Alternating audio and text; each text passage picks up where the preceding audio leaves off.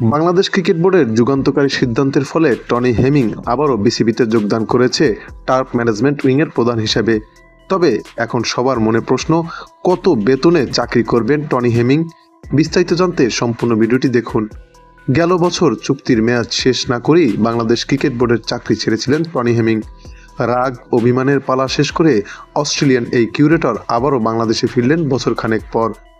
আগামী 2 বছরের জন্য বিসিবির টার্ফ ম্যানেজমেন্ট উইংয়ের প্রধান হিসেবে যোগদান করেছেন তিনি।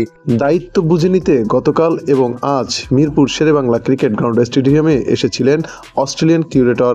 মাঠকর্মীদের দেন প্রয়োজনীয় নির্দেশনা। এরপর চলে যান মিরপুরের মূল মাঠে, সেখানে উইকেটের অবস্থা দেখেন।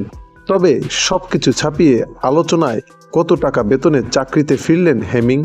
বিসিবির একটি সূত্র ঢাকা পোস্টকে নিশ্চিত করেছে, মাসে $8,000 চাকরিতে যোগ দিয়েছেন টনি হেমিং।